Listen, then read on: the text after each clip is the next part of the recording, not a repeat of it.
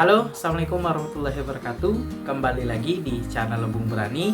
Apa kabarnya teman-teman, para pecinta ikan hias Mas Koki? Semoga kalian dalam keadaan baik-baik saja dan ikan yang kalian pelihara itu sehat-sehat semua. Jadi teman-teman, di video kali ini saya ingin berbagi pengalaman dan juga menjelaskan tentang cara agar top filter yang kita gunakan itu cocok untuk memfilter akuarium ikan Mas Koki kita. Jadi di sini banyak sekali pertanyaan yang muncul di kolom komentar di channel saya, menanyakan media filter apa yang saya gunakan dan bagaimana cara menjernihkan air akuarium ikan Mas Koki dengan hanya menggunakan top filter. Karena ya perlu kita ketahui, penghobi ikan hias Mas Koki baik di sosial media itu banyak sekali saya perhatikan menggunakan top filter untuk menyaring kotoran ataupun memfilter air akuariumnya.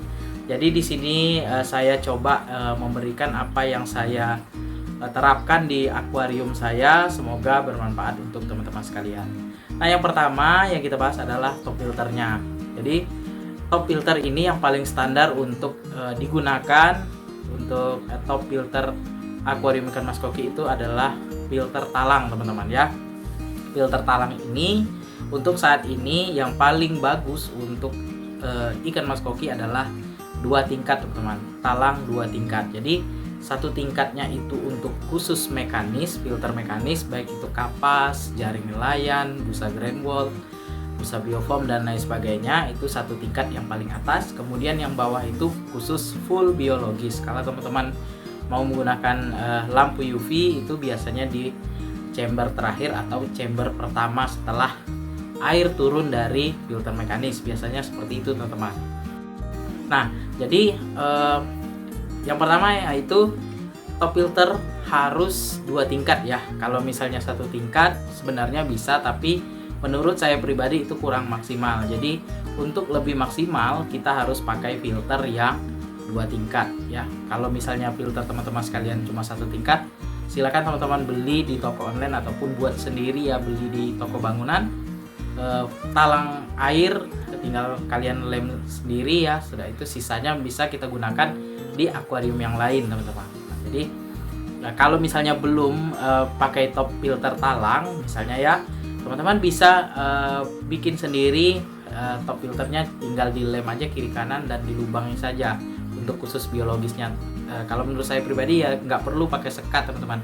Yang penting media filter biologisnya itu terendam. Nah, itu ya. Kemudian satu tingkatnya ya khusus mekanis. Ya panjang untuk mekanis itu biasanya cuma 30 cm saja, teman-teman. Menyesuaikan media filter mekanis yang biasanya dijual dalam bentuk satuan ya. Biasanya kalau busa grand wall itu dijual panjang 30 cm, lebarnya 13 atau 12 cm, teman-teman. Jadi untuk top filter khusus mekanisnya itu panjangnya 30 cm, teman-teman. Nah, itu ya, tidak kalau misalnya mau lebih ya silahkan, tidak jadi masalah, teman-teman. Jadi untuk top filternya itu 2 tingkat. Kemudian media filternya, teman-teman. Media filter saya sarankan jangan menggunakan media filter mekanis itu hanya satu lapis, teman-teman. Sebenarnya kalau satu lapis itu maksimal, cuma ya kita dari segi perawatan itu agak sedikit lebih ekstra ya, karena kalau kita biasanya menggunakan satu lapis, apalagi menggunakan kapas putih, biasanya dalam jangka waktu 2-3 hari biasanya mampet, teman-teman. Nah, itu ya. Jadi saya sarankan di sini menggunakan media filter berlapis itu mulai dari misalnya ya jaring nelayan, di bawahnya lagi jaring nelayan itu 2 lapis yang 5 cm, 2 lapis. Kemudian busa grand wall yang warna hijau, baru kapas putih, teman-teman. Penyusunannya tidak boleh terbalik, karena kalau terbalik yang terjadi adalah filter kalian akan mampet, teman-teman.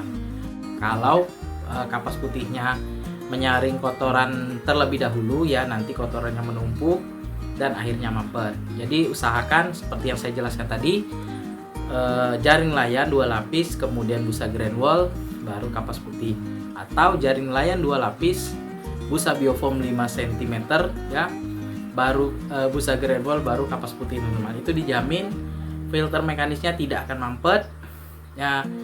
Kemudian ya, ini tidak kalah penting, filter mekanisnya tidak boleh kerendam, teman-teman. Jadi harus ada tatakan di atas di bawah kapas putih itu harus ada tatakan ya, seperti supaya airnya itu tidak merendam kapas putihnya teman-teman, itu ya. Nah, kemudian untuk biologisnya teman-teman terserah ya, kalau misalnya mau menggunakan premium boleh, atau yang murah meriah efektif ya seperti batu apung dan bioring seperti yang saya gunakan di tank 150 cm ini cukup efektif untuk menyaring ya kotoran, kemudian mengurai amonia yang ada di air akuarium saya. Nah, seperti itu ya. Kalau misalnya biologis itu terserah teman-teman mau pakai apa, pemahamannya seperti apa, silakan. Nah, itu ya dari filter, kemudian media filternya sudah kita bahas. Kemudian teman-teman yang tidak kalah penting, kalau misalnya teman-teman sekalian sudah menerapkan yang tadi ya, pakai filter 2 tingkat, susunan media filter mekanisnya sudah berlapis dan juga biologisnya sudah pas, kemudian perawatan teman-teman. Perawatan di sini teman-teman harus wajib mengganti air akuarium 30-50% itu 1 minggu sekali, supaya mineral pada air akuarium ikan mas koki kita itu berganti ya. Jadi semakin hari air yang ada di akuarium kita itu kualitasnya akan memburuk, jadi harus diganti 1 minggu sekali ya. Kalau misalnya kita sibuk, mungkin kita keluar kota ataupun kita berlebaran ya, pulang kampung ya, mungkin sebelum pulang kampung itu kita ganti air dulu, kemudian kita mungkin hidupkan aerator dan pompanya harus standby ya, harus tetap hidup supaya airnya tetap terfilter dengan baik. Nah, itu teman-teman ya. Jadi wajib mengganti air 1 minggu sekali, kemudian media filter mekanisnya juga harus dibersihkan. Walau tadi sudah kita gunakan berlapis, tidak akan mampet filternya, tapi harus tetap dibersihkan teman-teman ya. Kalau misalnya kita tidak bersihkan, itu pasti menumpuk sekali lumpur di filter mekanis, khusus busa Dacron dan busa Grand Wall-nya teman-teman, itu ya. Kemudian tidak kalah penting yaitu penggunaan pompa akuarium teman-teman. Kalau misalnya mau sesuai dengan rumusan pompa yang harus digunakan, teman-teman bisa cari ya, panjang akuarium kali lebar akuarium kali tinggi akuarium, kemudian dapat hasilnya dibagi 1000, dapat hasilnya dikali 8. Nah, dapat hasil dikali 8 tadi, dapatlah itu besaran pompa yang harus teman-teman beli. Misalnya dapat 2000, artinya teman-teman harus beli pompa 2000 liter per jam.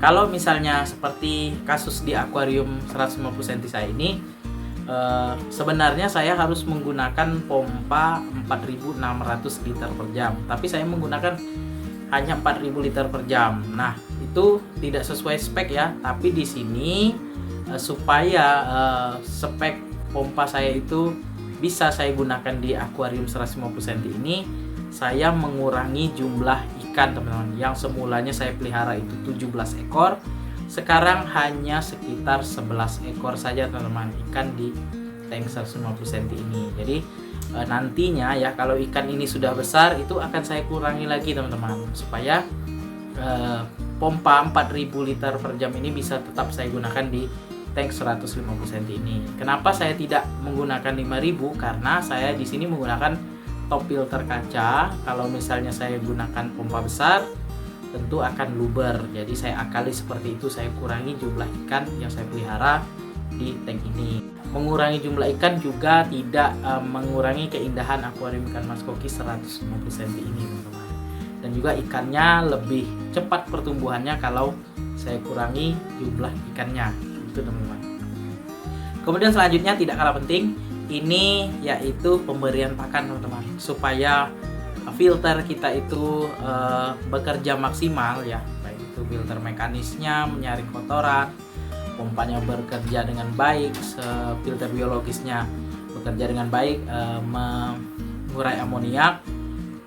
Untuk khusus pemberian pakan ikan mas koki ya, kalau misalnya kita tidak mau di grooming, berilah makan ikan mas koki itu sedikit tapi sering teman-teman. Contoh ya, kita misalnya malam hari jadwal kita setelah sholat isya, kita kasih makan ikan mas koki kita misalnya sedikit dulu, habis baru kasih lagi teman-teman.